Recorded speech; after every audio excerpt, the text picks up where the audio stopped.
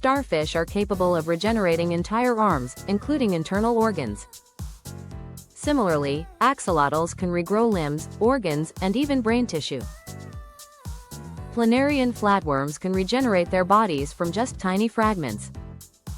Sea cucumbers have the ability to expel and then regenerate internal organs, while lizards can regrow their tails, although not perfectly.